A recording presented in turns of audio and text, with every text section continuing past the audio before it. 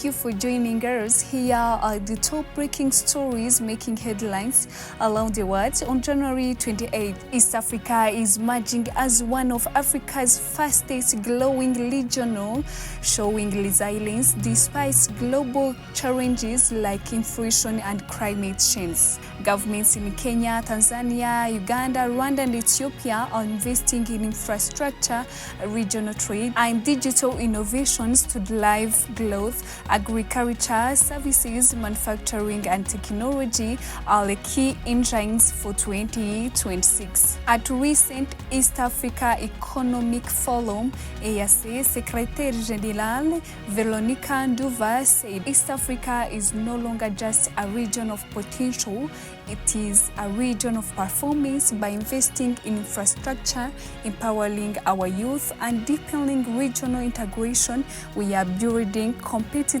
and resilient economies. A regional integration, improved transport corridors, and trade reforms have boosted business and created opportunities for small and large enterprises like mobile money, fintech, and e-commerce are transforming finance, entrepreneurship, while renewable energy and infrastructures attract foreign investments. Challenges remain: raising living costs, public debts, and climate risks, but with continued reform and investments in education and skills, East Africa is poised to play a leading role in Africa's economic transformation. It started with a handbag, then a necklace, and now jewelry time for South Korea First Lady Kim Kyung-hee. Kim's wife is disgraced ex-president Yoon Suk-yeol was sentenced to 1 year and 8 months in prison for bribery.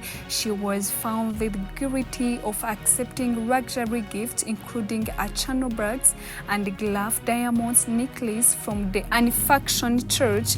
The court cleared her of other charges, including stock manipulation and using her husband to influence public opinion. Judge Won Song said Kim misused her status but did not solicit the gifts. This is the latest in series of legal challenges for the couple. Kim's public image and high-profile fashion drew attention even before Yoon's presidency, and allegation of resume inflation and plagiarism added to the controversy. The scandal has shaken South Korea's politics. President Yoon was impeached, his prime minister sentenced to 23 years, and Yoon himself is serving 5 with multiple ongoing trials. Kim Kyung-hee's sentence marks another chapter in one of South Korea's most high-profile political scandals. The leader of FCM23, Colonel Nanga, has assured this time, warning the government backed the military coalition in the Democratic Republic of Congo. He stated that if a violence continues in the city of Uvira, his fighter will take responsibility for protecting civilians. In an interview with the Gihe, Nanga explained that FCM23 voluntarily withdrew from Uvira at the request of the United States to allow peace talks proceed. He emphasized that this is not the first time the group has pulled back.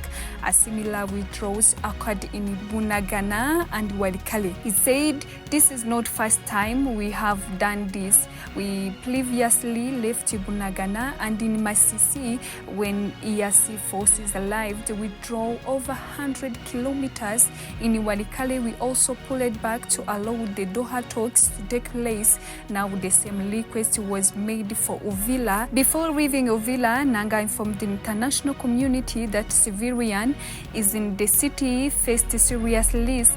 A resident were being accused of collaborating with FCM23, and the Banyamulenge community in South Kivu was also at risk of targeted attacks. To address these concerns, FCM23 requested the international community to deploy neutral forces in Uvira to protect civilians. However, Nanga said this request was not honored. He continued, after withdrawal, chaos followed, rooting extreme violence. A list of Banyamulenge and targeted attacks occurred.